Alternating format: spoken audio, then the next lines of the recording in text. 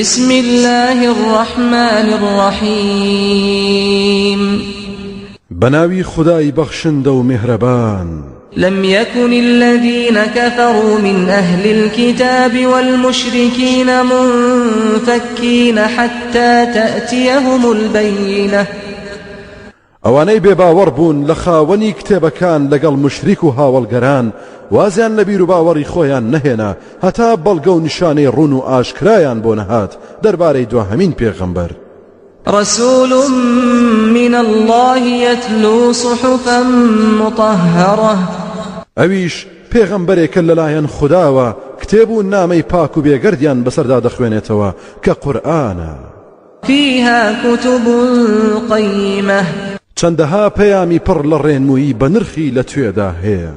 وما تفرق الذين أوتوا الكتاب إلا من بعد ما جاءتهم البينة جاخاوەن کتێبەکان دەستە دەستە و پارچە پارچە نەبوون دوای ئەوە نەبێت کە بەڵگە و نیشانەی ئاشکرایان بۆ هات دەربارەی پێغەمبەر و قورئان.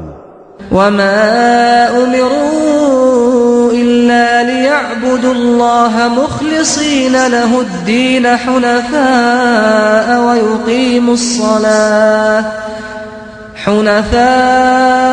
ويقيموا الصلاة ويؤتوا الزكاة وذلك دين القيمة. فەرمانیشان پێ نەدرا بوو جگە بەوەی کە خواپەرستی بکەن و بەپاچی و دڵسۆزی و ملکەچی فەرمانبەرداری ئاین و بەرنامەکە بن و لا بدەن لە هەموو ئاینێک و تەنها پابەندی ئاینی ئیسلام بن. نوێژیش بەڕێک و پێچی ئەنجام بدەن، زەکاتیش لە ماڵ و سامانیان دەربکەن. ئەوەیە ئاینی نامە ڕاست و بە نرخەکانی خوددا. إن الذين كفروا من أهل الكتاب والمشركين في نار جهنم خالدين فيها أولئك هم شر البرية. بەڕاستی ئەوانەی بێباوەڕ بوون لە خاوەن کتێبەکان و مشریک و هاوڵگەران دەخرێنە ناو ئاگری دۆزەخەوە و بەنەمری تیایدا بۆ هەمیشە دەمێننەوە. هەر ئەوانن تاوان بارترین و خراپترینی خەڵکانی سەرزەوی. إن الذين آمنوا وعملوا الصالحات أولئك هم خير البرية. بێگومان ئەوانەی ئیمان و باوەڕیان هێناوە و کار و کردەوە چاکەکانیان ئەنجام داوە هەر ئەوانن چاکترین و پاکترینی خەڵکانی سەرزەوی. جزاؤهم عند ربهم جنات عدن تجري من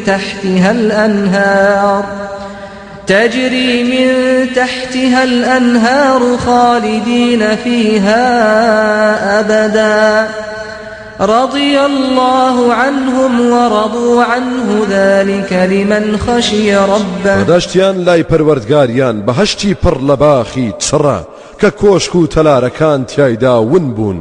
چەندەها ڕووباریش بە ژێر درەخت و بە بەردەم کۆشکەکانیدا دەڕوات و لەوێ ژیانی هەمیشەی و بەردەوام بۆ هەتا هەتایی دەبەنە سەر.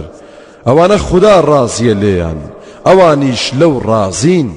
چۆن ڕازی نابن ئەی پەروەردگاری ئازیز؟ بەڕاستی نازانین بە چ زمانێک سوپاسگوزارت بین. بێگومان ئەو ڕێز و قەدرە بۆ ئەو کەسەیە کە لە پەروەردگاری ترساوە و فەرمانەکانی بەجێهێناوە.